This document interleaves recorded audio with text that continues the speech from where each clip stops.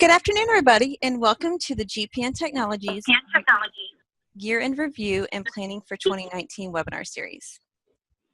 My name is Kathy Furman, and I will be your moderator today. We are so excited you could join us to get ready for record-breaking success in 2019. Today is Part 3, Expert Strategies to Maximize Your Profits with Vision Plans. We will look at how you can use Edge Pro to evaluate vision plans and some strategies on making the most of managed care in your practice. I would like to take a moment and let you know that due to the number of attendees today, everyone is currently muted. At the bottom of your screen, you will see a control panel with a chat feature.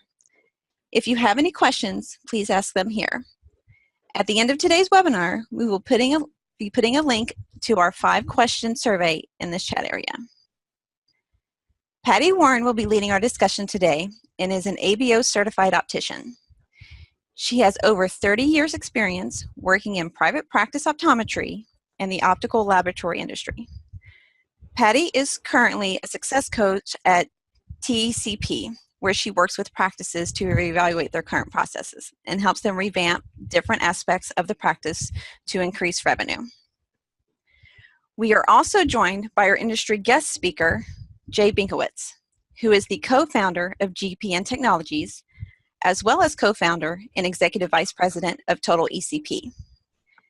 Jay came into the optical industry with a unique knowledge of how the large retail chains do business. He was also able to incorporate many of these ideas in his own optical in Queens, New York. Jay now works with practices to help them increase revenue, and he speaks all over the country at numerous industry events. And now I'd like to introduce Patty Warren. Hello, everyone, and welcome to our Edge Pro 2019 Best Year Ever third meeting. So we've had a lot of good feedback from our other meetings, and I hope that you enjoyed this meeting that we're having today. So today we're going to be talking about vision plans. And the objective of this is to understand how to analyze the performance of the various plans in your office and how what their contribution is to your bottom line. So I'm going to start by sharing my screen here. And we're going to have a polling question. And one of the number one things that we get asked is, how am I doing with my vision plans? How do I tell if I'm making any money? We like to call this paying rent. So when we think about paying rent, we're going to ask, do you ever wonder which plans are paying rent? And do you know where to find this information in Edge Pro? I'm going to be honest that we have usually more than 75% of our clients ask, which plans are paying rent, but only about 25% of us know exactly where to find this information in Edge Pro. So Kathy, can you kind of give us some results of some of our questions here? Well, I'd like to get a few more answers before we let our attendees know what the results are. Okay. So, but it looks like quite a few are answering, which is great. Perfect. All right, so just another second. All right, great. So it looks like, Patty, we have about 81% of our attendees do wonder what plans are paying rent, and we have about 74% do not know where to find this information in Edge Pro. Well, perfect. That's why we're here today. We want to be able to learn how to find this information in Edge Pro. And we were right. A lot of people are always wondering which plans are paying rent. So when we think of Edge Pro and we want to know how to determine if your plans are paying rent, we're going to go into our sales matrix area. So to get here, when you log into your Edge, you're going to land on our home screen. You want to come right over here to the Enhanced Edge Marks area, and you want to click on your Sales Matrix button. Now, once you click on your Sales Matrix button, you have a few different things that you can do. You can sort by any date range that you would like. If you want to look at certain vision plans and not look at other plans, for example, if you don't want to look at superior vision, you can simply close it out and it would be able to hide it for you. You can also look at your plans by dollars, or you can look at them by percentages. So for today's examples, we're going to be looking at our plans by percentage, and we're also going to be looking at Davis Vision, IMED, VSP, and private pay. We're going to look at these four because they're the main contributors to our bottom line. When you come into this area, the first place that you want to look at is your total new business by patients. As you can see, we're at $1.7 million. That's fantastic, right? Of this $1.7 million, you have 7.23% of the revenue is coming from Davis Vision. You can see that you have 8% coming from IMED, and you have 24.9% coming from VSP, and you're at a little over 50% for your private pay patients. Another thing that you want to glance at here while you're looking at your percentage of business by plan is you want to look at the percentage of exams that each plan is bringing in. So you can see that we're at 20% of our patients' eye exams are coming from Davis. You can see that we've got 13% coming from IMED, 35 VSP, and 20% private pay. But really, when we're here, one of the number one questions that we get asked is, you know, is there a percentage of allocation that I could give to each plan? Is there a benchmark for this area? And we're going to let Jay answer this question for us. Thanks, Patty, and hi, everybody. Great to be here and joining with such a fantastic team. Very good question that's asked quite often. Should I take the plan? What percentage of my practice should be allocated to the plan? And many other resources and other things to follow. Well, in these numbers, it really gives us a real good shot at what's happening here. 50% of our new business is coming from private pay patients. That's a great number. And obviously, the other 50% is coming from plan patients. We're showing a little less than, we're showing about 40% here because we have some in miscellaneous as well. That being said, 50% I think is a very strong number of our revenue coming from private pay. It's very difficult for anyone to say, Jay, give me a number on what it should be in a practice. Geographically, we're all located in dramatically different communities. In New York, where my practice is located, 95% of our patient base is managed vision care. You may say that's terrible, but yet, you know, I'm the number one practice in our community. Since 1995, we do extremely well. We have a high net. We're the Chanel guys in town. You know, we do it all. And so it's actually, we made it work really, really well. Now, you may think about going into a more remote community where practice is located, and that practice may not have the same traffic flow or same competition that I would have in the city. And yet, that may be more important for that practice to take the plan simply because they have the opportunity to negotiate better contracts. So a plan in a remote community may be equal to mine as far as percentage, or it may be lower than mine. Point being, each area, each location, each demographic, each zip code really has its own story. I think what's important to look at here is that 50% of our revenue is coming from private pay patients, and that the plans do represent 50% of our revenue, so they're very important to this particular practice. And as Patty pointed out, if you look at the total number of exams and see where what's generating that revenue, 20% of our exams are coming from private pay patients, which is generating 50% of our revenue. I would expect that. It's a great number. And yet the balance is coming from vision care plans where you could say 80% of our exams are generating 50% of our revenue.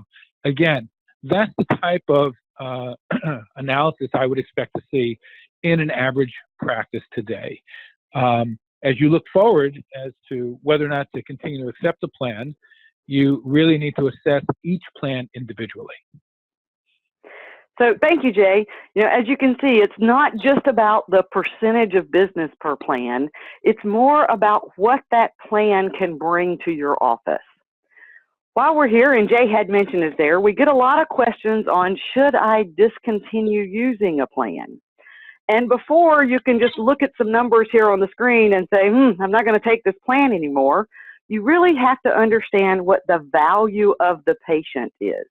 And I'm going to let Jay explain to us what the value of the patient is.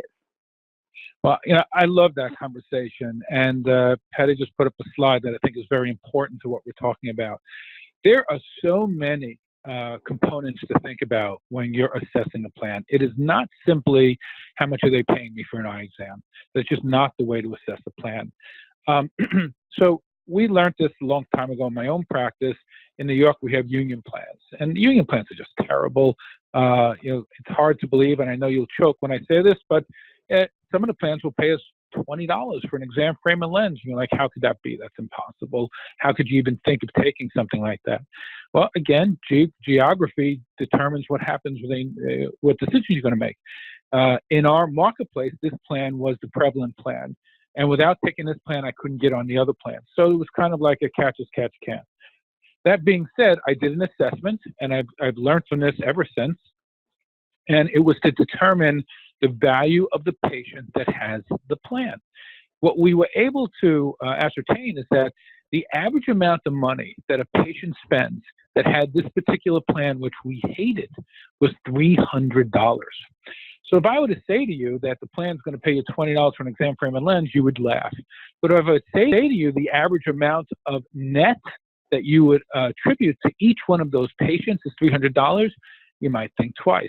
We did that very simply by adding up all the revenue generated from a particular plan over a 12-month period of time, and then went back and divided by the total number of patients we saw within that period of time, and we were able to see that the average interaction value of the patient was $300.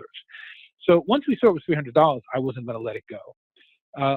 Through time, as the generations changed, the new generation came in, the old generation came out, the new generation coming in spend less money. Actually, they dropped below $150, which is my floor. And once they drop below $150, we drop the plan, because the new folks that have this plan aren't spending as much as the old folks. So for me, it's never about how much they're going to compensate me for an eye exam. It's the collective value of a patient over a 12-month period of time, and or all the patients within that plan over a 12-month period of time. Everything on your screen right now, from patient payments and third-party payments, the other purchases patients make, the number of multiple visits you might see from a patient over a period of time, the medical, which you're not looking at over that period of time. It all contributes to the aggregate value of those patients. And that's how you should determine whether or not a plan is worth keeping, by determining who has the plan, or what is the spending habits of the people that have the plan. So thank you, Jay. As you can see, the value of the patient is really more important than what we bill to the actual plan. So, wow, let's see. We've learned so far, about this value of a patient, but we need to know how we can find this information. And Edge Pro is a really great tool to help determine the value of the patient. And to do this, you're going to go to the transaction activity page. And when we come into our enhanced edge marks area, you can go into your transaction activity. And when you come in here, you have a few different things you can do on this page. Again, you can sort by your date range. We usually recommend when you're looking at this that you need to do a minimum of 30 days, but you could do 30 days, 60 days, 90 days. You could do a whole year. You can choose whatever date range that you would like to choose, okay? You can also choose by the various plans. If you simply want to look at Davis Vision, you can. If you want to look at VSP, you can. So you can choose which plans that you would like to look at. I'm going to be honest, if you're an Excel geek like me, you can actually click on the Excel button here and it can download it into Excel for you. So wow, let's see, we've learned about the percentage of business per plan and why it's important, and really how to determine the value of the patient, but we really don't know if these plans are performing or we're paying rent. So we're going to have another polling question that I'm going to get Kathy to pull up here, and that is, you need to compare from this year to last year how your plans are performing. So we want to see how many of you actually track your plan performance from year over year. So Kathy, I know we'll give them just a few more seconds here. You can kind of give us some of the results. Yep, so we're about 61% of attendees. Let's give a little bit more time. Okay. All right. All right, great. So it looks like we have about 71% of our attendees at this time do not track their plan performance year over year. Oh, good. That's why we're here again. We want to be able to explain to you how you can do this. So to compare your plans to last year, we're going to go into our business overview. When we come into our business overview, we're going to click on our overview summary. When you come into your overview summary, we want you to sort it by plan. When you come into your by plan area, the first thing it's going to do is it's going to put your private pay up at the top, and then it's going to sort your other plans in alphabetical order. What I want to do is for us to look at VSP. Since VSP was 25% of our business, we're going to look and see how VSP was performing. If I simply click on my plan button right here, it'll change my sort, and my VSP now comes up to the top. Here, again, you can choose any date range that you would like. Whatever date range that you put up here, it's going to automatically compare it to the exact same date range last year. So when we're looking at VSP, you can see that we were down by $34,000 with VSP.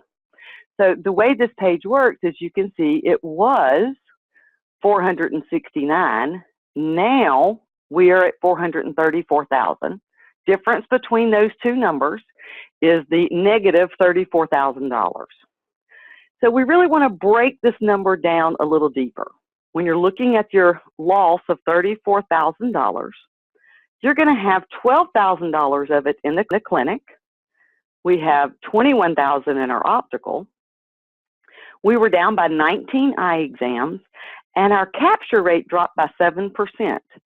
Now, we're going to talk about capture rate a little bit more here in just a moment, but our eyewear also dropped. We were down by 74. And the last piece on this page is our our revenue per exam, and it dropped by $26. So what I would like to do now is for Jay to be able to explain to us, what is capture rate? Well, that is an important question. And capture rate can make or break a lot of practices. First, let's start out with the older definition of capture rate. And generally, for years, everybody was taught capture rate was based on pairs of lenses. Number was generally between 75 and 80%, depending on who you spoke to. Difficulty with that, as GPN realized very early on, is that if you're not selling frames and you're only selling lenses, you got a problem. So we really wanted to focus in on capture rate as it pertains to complete pairs of eyeglasses. Now, Edge Pro actually tracks everything. It tracks frames, it tracks lenses, it tracks complete pairs. For purposes of this conversation, we're going to talk about complete pairs of eyeglasses. First thing to know is, sadly enough, statistically, it takes about 2.5 refractions for us to sell a complete pair of eyeglasses. That's about a national statistic that we've been tracking for almost a decade. And it unfortunately hasn't really changed much. Now think about it, that most folks' conversion rates are below 40% as it pertains to complete pairs of eyeglasses. I'm not talking about just pairs of lenses. So I'm going to tell you that your goal here is to be north of 65%. What's interesting about that number, and it's completely attainable, is that you have to go for it one bite at a time. So if you're at the 40% mark or 35% mark, whatever that is, I want you to think about raising your game by 5% next month. So if you're at 40, you want to get to 45. And then the month after, once you get to 45, you want to get to 50. You want to take slow baby steps in creating very sustainable growth instead of what we call spiking. Spiking is when you go from 40 to 65% in a month, and 2 months later you go back down to 40%. So if you just set the goals to grow slowly, you will then, when you get to 65%, be able to sustain it. That's a very important component of anything you're trying to accomplish within your practice. The other point I want to make here, which I want everybody to think about, because we all practice so differently. Following the medical model versus doing a little bit more refraction-based practices, we all focus on different things. That being said, there's a new term that we introduced to the industry over a year ago, and the terminology is, the new norm, is called an eligible refraction. In a very, very high medical practice, you're going to tend to see your patients more often during the course of the year, and you may do an unqualified refraction during the course of the year, which will increase the number of refractions you're seeing and make it look like your conversion rate's lower. So we're going to talk a little bit more in another session. We're going to talk a little bit about how you define an eligible refraction as it pertains to your conversion rate. So thank you again, Jay. So as we can see, our capture rate is the complete pairs of eyewear sold per refraction. And you can see why it is so important now. The other piece that we have on this page is our revenue per exam. Now, when we're looking at our revenue per exam, you can see we were down by $26. Now, we have a lot of clients that kind of do the quick math, as we call it here. And the quick math is if you think, let's see, we sold 659 pairs of eyeglasses. And if all 659 of these patients spent $26 more, we would have gained an extra $17,000 in our optical. So that's one quick way that you can kind of do the math to kind of look to see how your plans are performing. But revenue per exam is a lot more important than just looking at the quick math there. So Jay, I'm going to let you explain what the revenue per exam is. Right, that's my favorite sweet spot. If someone said to me, Jay, if you had to pick one number to track all the time and live by, this would be the number. And not just in the optical, it's revenue per exam in the clinic as well. But for purposes of this webinar, we'll talk about the optical. Here we see a practice in 2017 that did 1,979 exams, and 2018 did 2,564. Nice increase. Practice is getting busier. Keeping consistent the optical revenue per exam at $121.59, we could see that the optical revenue went up from $240 to $311 from 17 to 18, which is an increase of $71,000. Fantastic. Now, as we look into 2018, what actually happened was the 2,564 exams, but the great part here is that the optical revenue per exam went up to $140.48, which is an increase of $18.89. If you carry that over, that means that the total we increased was to $360,000, a total of $119,000 increase.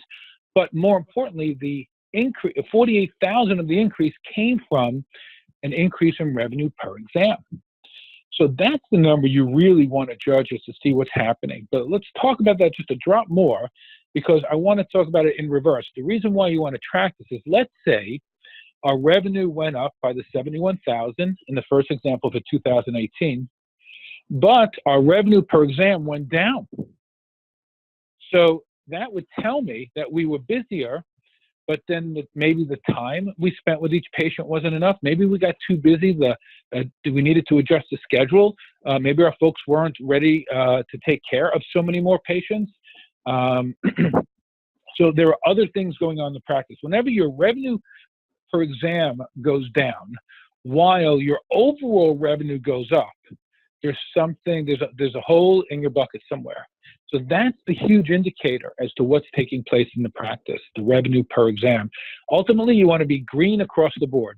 You always want to be up in your revenue per exam, and you always want to be up in your overall revenue. As long as you're green across the board, you're heading in the right direction.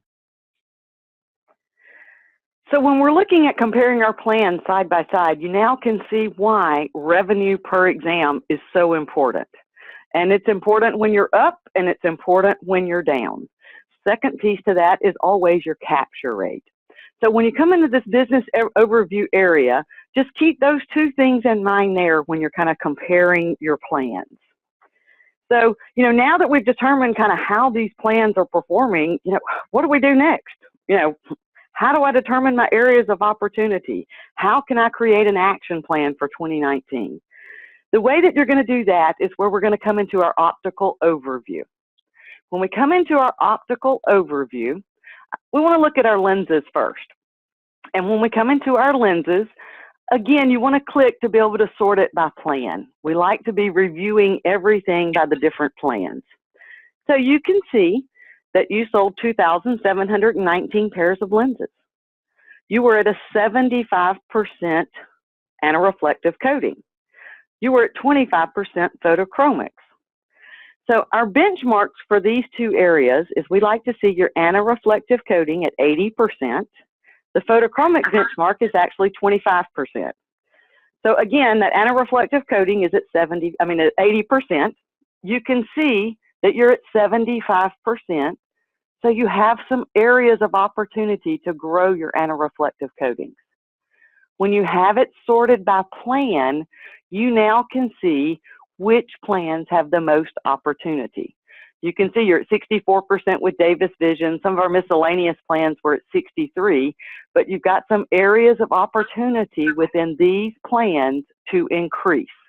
Remember, it's baby steps. We can't go to, 100% overnight. We have to take just a few steps to get there, and you have to determine those opportunities. Now, when we think about our photochromic, we're at 25%, and yes, I said the benchmark was 25%, but that doesn't mean you don't have any areas of opportunity for your photochromics. When we're looking at it, you can see our private pay is at 17%. So that's a pretty big area of opportunity that we could increase on our private pays. Got our Superior Vision and our United Healthcare down here that we're at 0. So that's another area that you could increase your photochromic sales. But really, when we're talking about creating an action plan, our frames are usually our largest area of opportunity.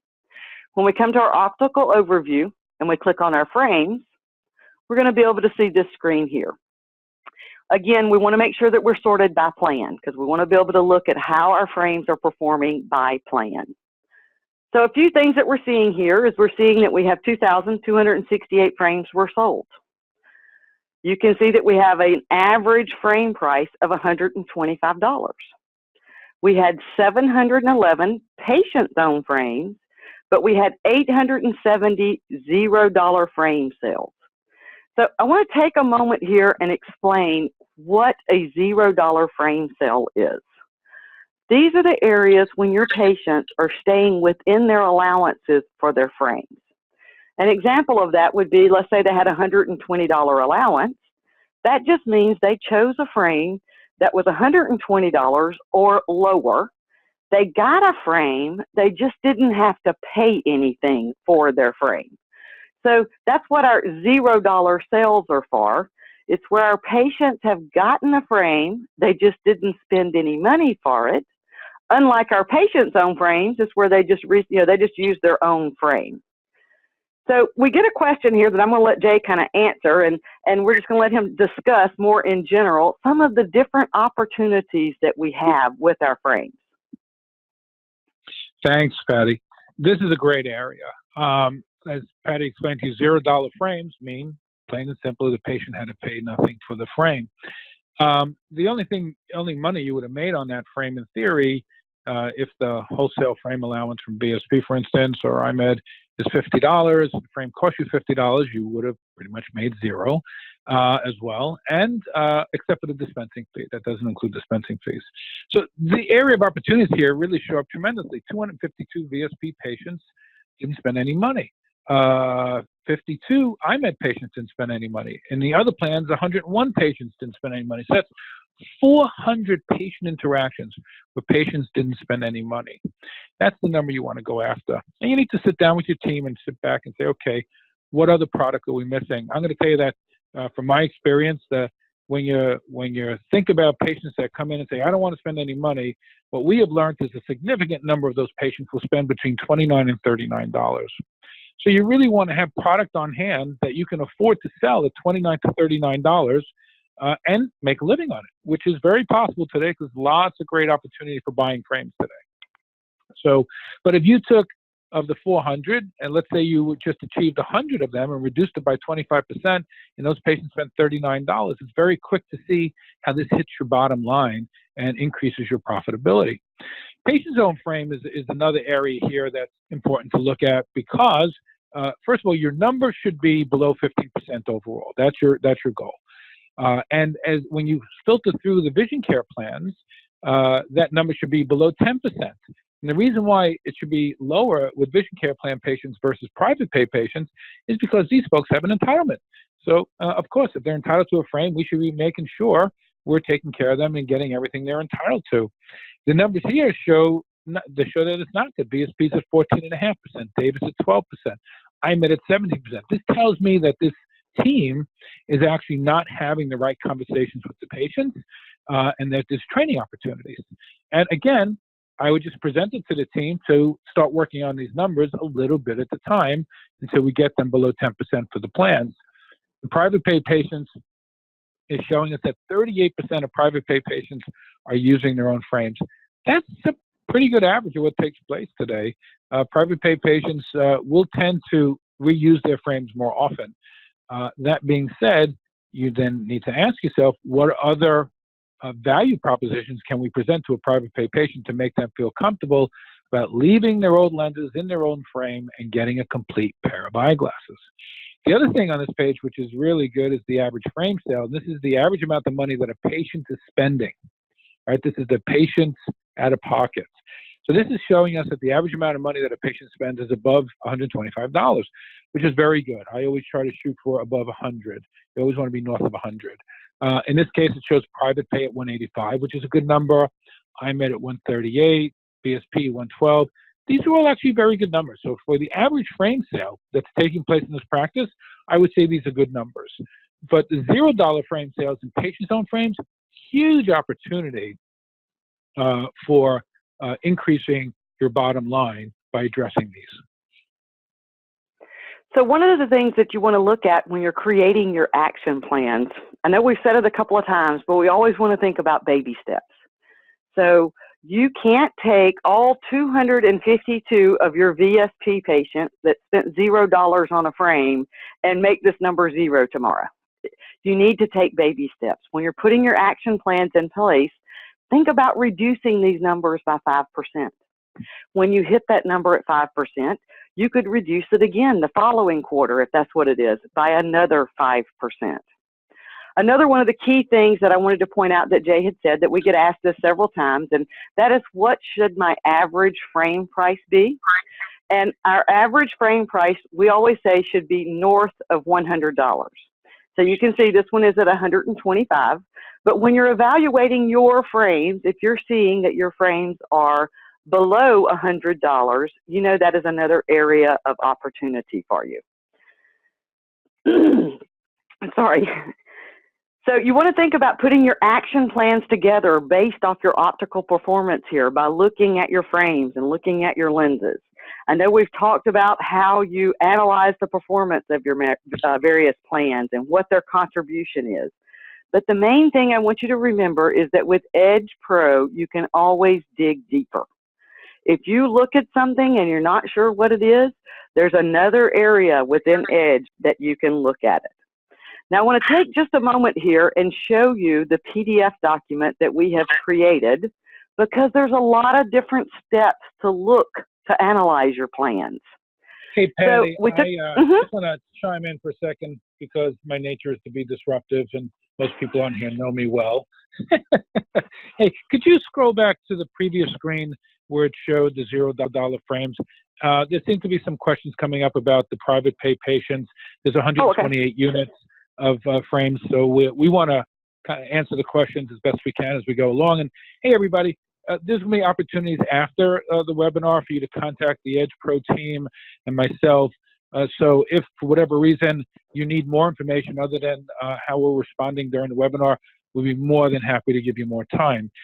This is a very interesting thing. So sometimes I've worked with practices where they actually still provide a free pair of eyeglasses with a complete pair sale. So somebody may come in and buy a frame and progressive lenses. They may spend $600 or $700, and our practice may give them a free pair of reading glasses or a free pair of distance glasses, single vision, very inexpensive frame. It might be a $3 or $5 frame. It might be stock CR39 lenses.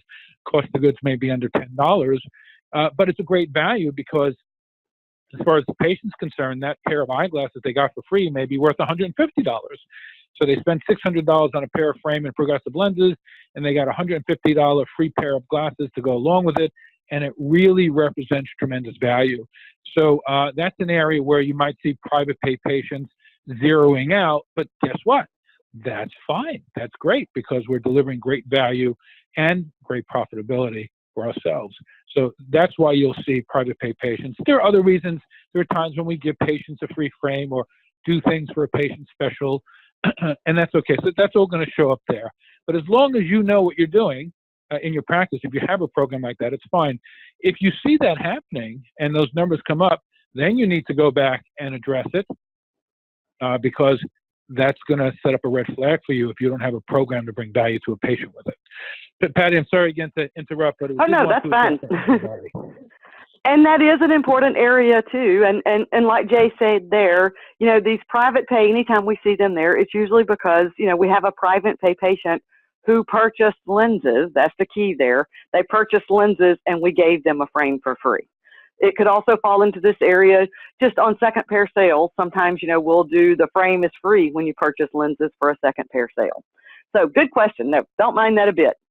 So we do want to take a look at the worksheet that we created because like I had said, we have several steps to be able to analyze the data to determine how our plans are performing.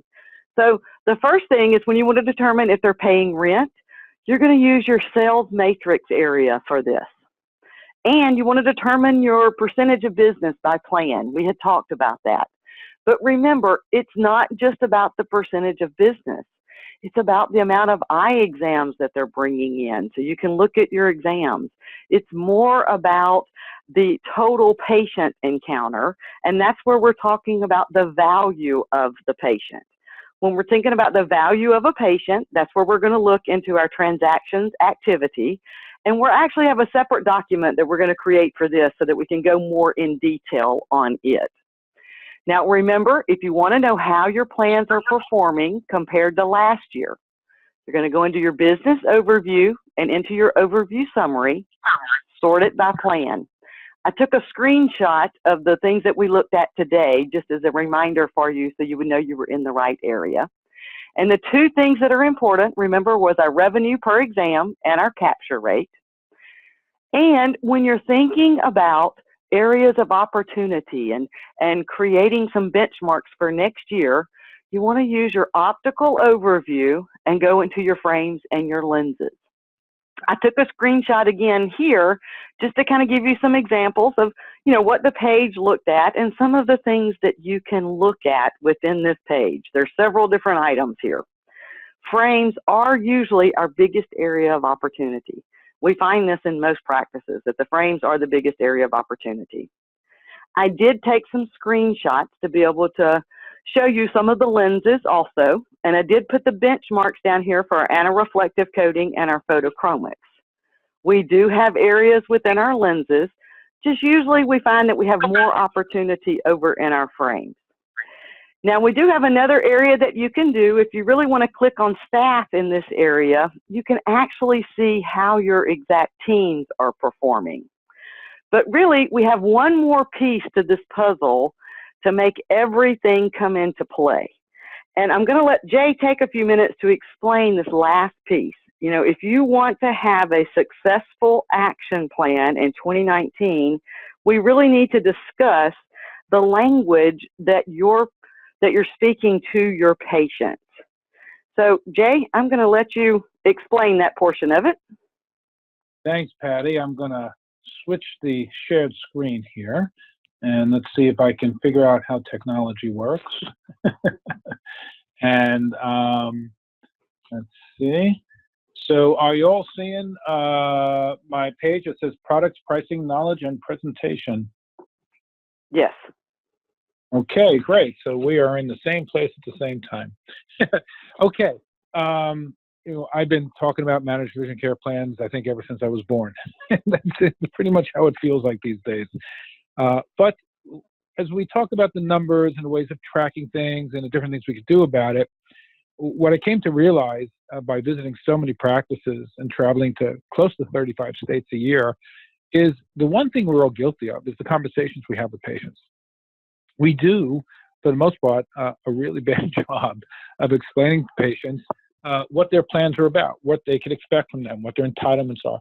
So ultimately, we end up frustrating many of our patients and creating significant disappointment. And along with frustration and disappointment comes a lack of trust and confidence in us. You know, I equate it very much the same thing when I go see my own doctor, and the folks there will start explaining to me how my plan works and what I have to pay and so forth. And I sit back and wonder, do they know what they're talking about? Should I get on the phone with the insurance company? Am I even going to know what the insurance company is talking about? It is confusing. So I really believe it is our personal responsibility to explain things in an extremely relatable and understandable way. And that means that we can't expect the patient to understand how we understand it.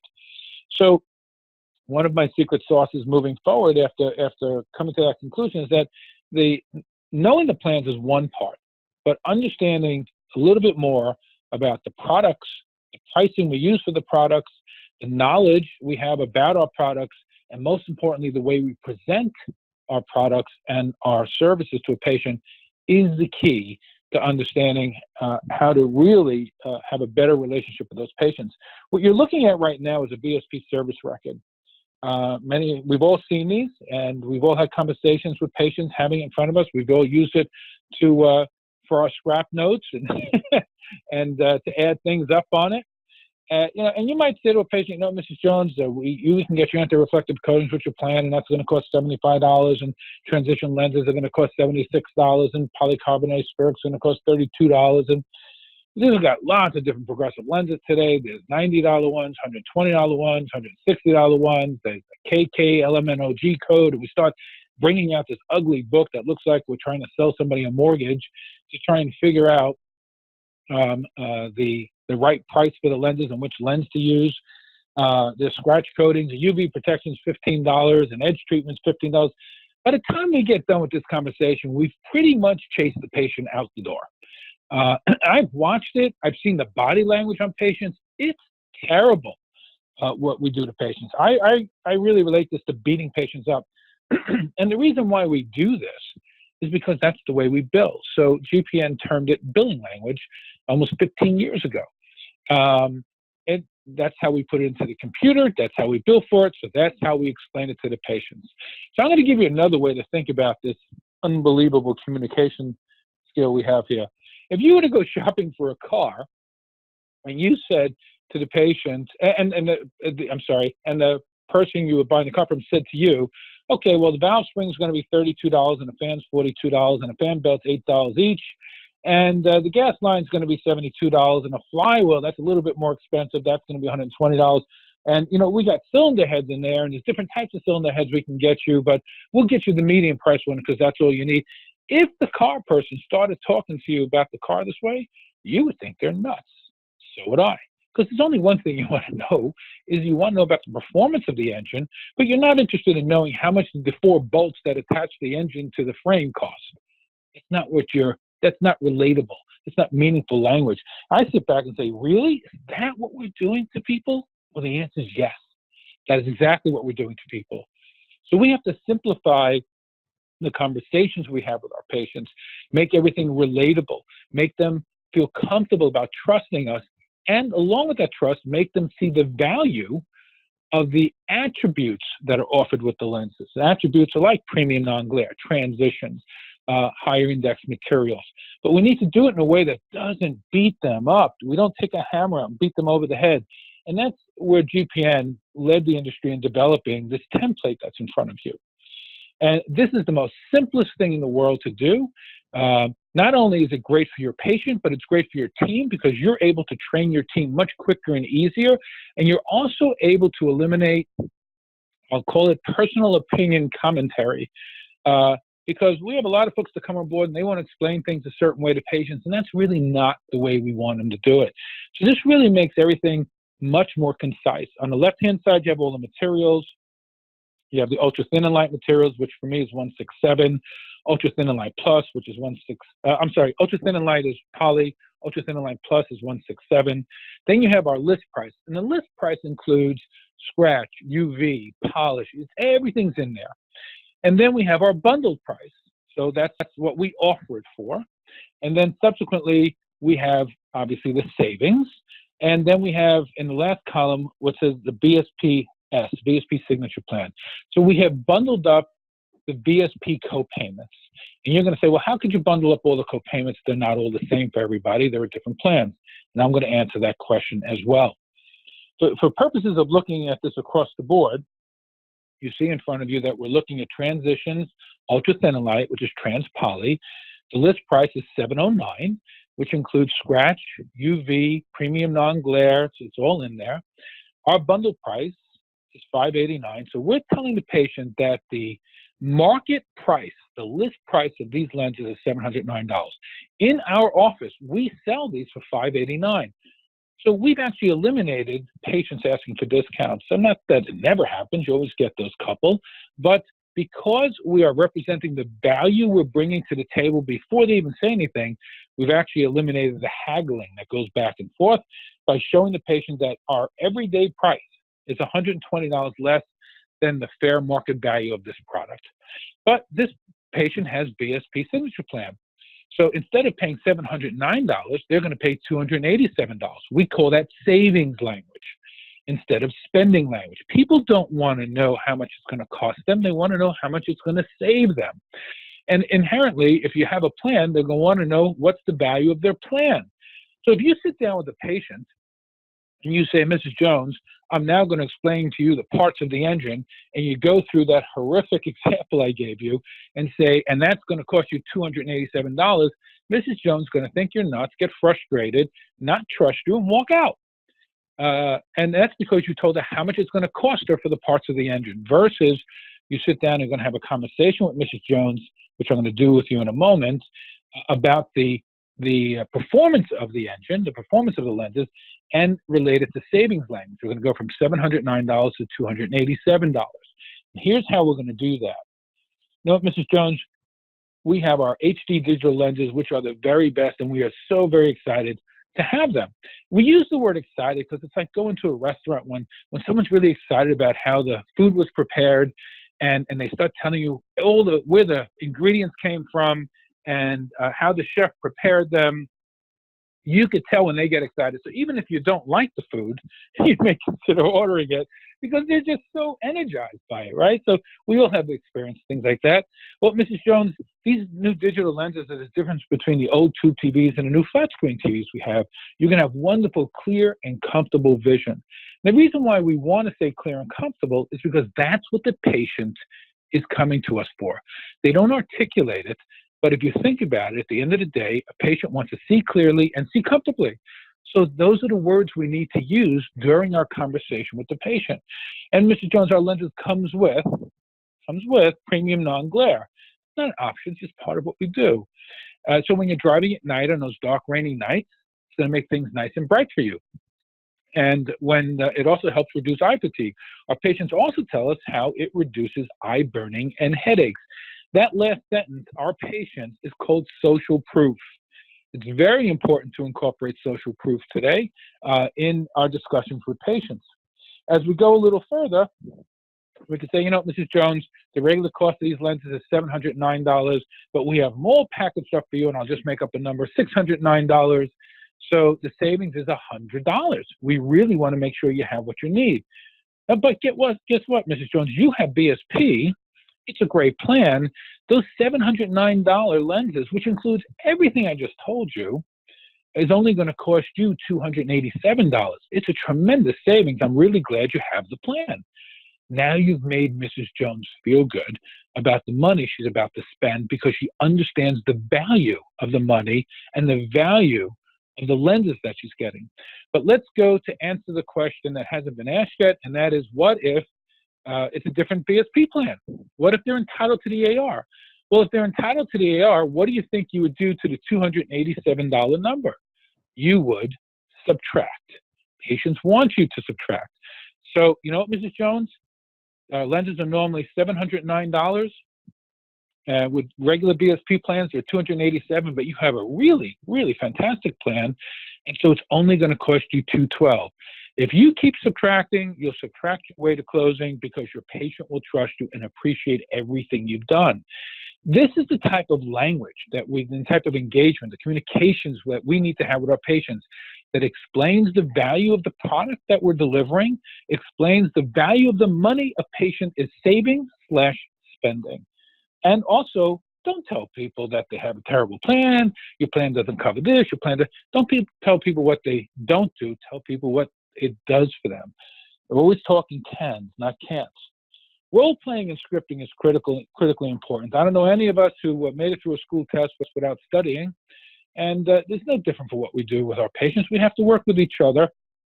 I know you've heard many people say it, and very few people do it. Remember that you're the patient advocate, and it's great to tell a patient, hey, I'm your advocate. I'm going to help you maximize your benefits. And I do stress that you have this conversation this way with your patients. Let them know, I'm going to help you maximize your benefits, because guess what? What does the patient really want you to do? They want you to maximize the benefits. They want you to make sure they're getting everything they're entitled to. So let them know you're doing it. And let them know they have a great plan that contributes towards everything they're going to need today. Be mindful of the word contributes. I'm using language that doesn't insinuate things are free. It lets them know they can expect to pay something, but it also lets them know I'm going to make sure they get everything they're entitled to. If you look on the right-hand side, the word insurance is there. When I hear the word insurance, I want to hit the floor. It's a terrible word. You have to do whatever you can to get it out of your vocabulary.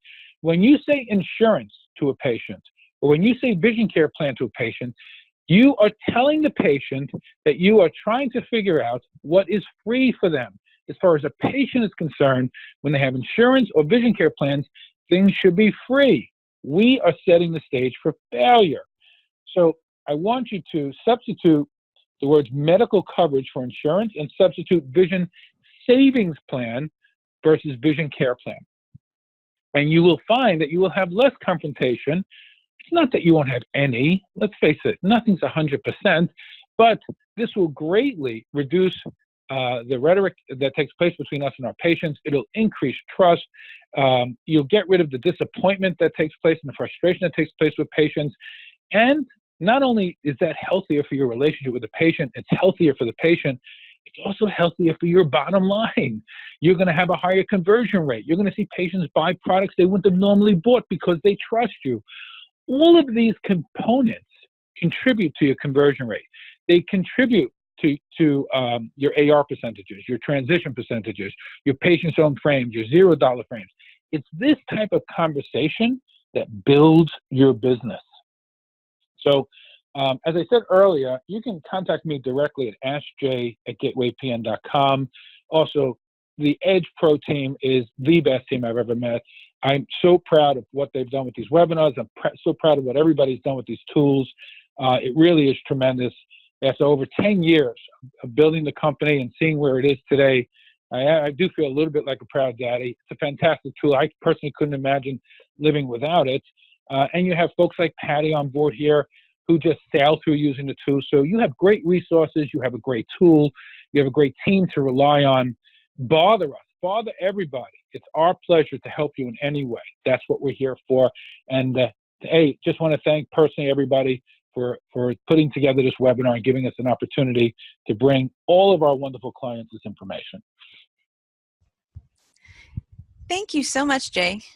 So, well, before we go, I just would like to let you guys know we are going to show you in Edge Pro where to find the webinars because they are being recorded. So if you go to your Edge Pro help screen, we go to our Need Help area, and we have our end of the year webinar series here.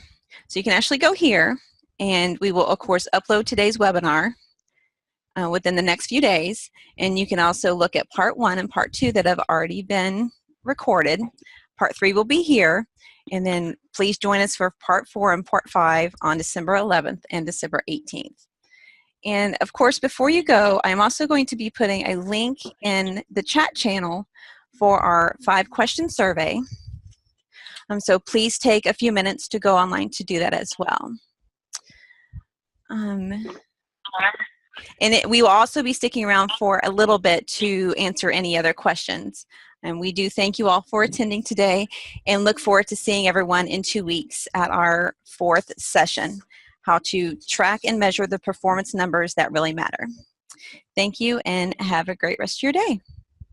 Great job, Kathy. Thank you, Kathy. Thank you.